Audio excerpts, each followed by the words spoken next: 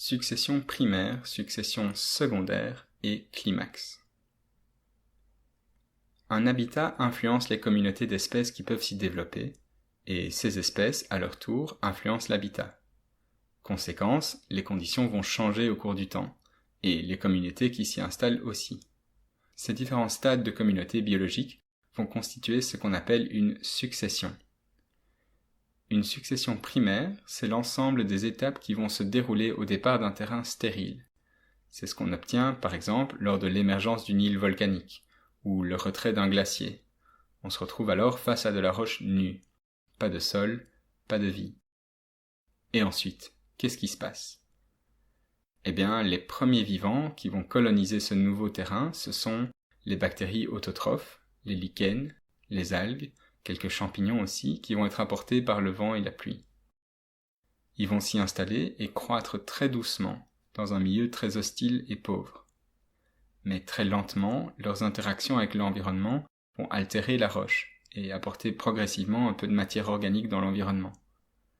Lorsqu'assez d'altérations de la roche et d'apport de matière organique ont eu lieu, on a alors la formation d'un sol, d'abord très mince, dans lequel des végétaux plus importants, comme des mousses puis des plantes herbacées, pourront venir s'ancrer et s'enraciner. Les quantités plus importantes de matière organique permettent également à des animaux, tout d'abord des invertébrés, de trouver un habitat favorable et se développer. Ces plantes pionnières et ces animaux vont encore modifier le sol davantage, permettant la formation d'un sol plus profond, avec plus de nutriments, où d'autres espèces plus exigeantes pourront s'installer. Des arbres et des animaux de plus en plus volumineux aussi. Et certaines espèces viendront à dominer. En Belgique, les premiers arbres qui parviennent à s'installer sont des bouleaux, mais lorsqu'un sol devient plus meuble et plus profond, ce sont des hêtres qui finiront par dominer, dans le climat actuel. Une succession primaire, ça prend du temps. On parle d'une échelle de temps de plusieurs centaines, voire milliers d'années, pour arriver à des communautés plus évoluées. Ça, c'est pour une succession primaire. On partait de la roche nue et on évolue vers des systèmes plus complexes. Mais dans une succession secondaire, par contre, on considère la situation d'un milieu qui a subi une perturbation qui peut être drastique, causant la mort de l'ensemble des animaux et végétaux qu'on y retrouvait, mais où le sol se retrouve encore là. On peut penser à des inondations, des ouragans ou des incendies.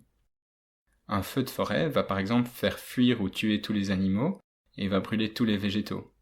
Mais après, sur ce lieu, se retrouvent encore les graines enfouies dans le sol, dont une bonne partie peut avoir survécu à la perturbation. Et rapidement, ces embryons de vie vont reprendre leur lait. La perturbation peut avoir supprimé la compétition avec les vivants qui s'y trouvaient précédemment, et peut même avoir minéralisé de la matière organique et donc libéré des nutriments maintenant disponibles pour les plantes. En l'espace de quelques années, une nouvelle communauté peut s'installer.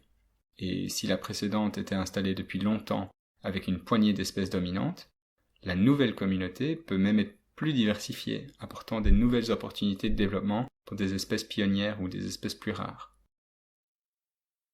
Et finalement, on appelle le climax, ce stade entre guillemets final de végétation, qui serait l'ultime étape dans la succession, l'état le plus stable pour un biotope donné.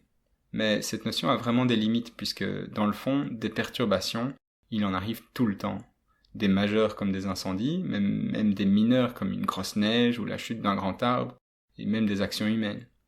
Une forêt, par exemple, est en permanence une mosaïque de zones en régénération et des zones stables et des zones vieillissantes. Il n'y a pas vraiment de finalité.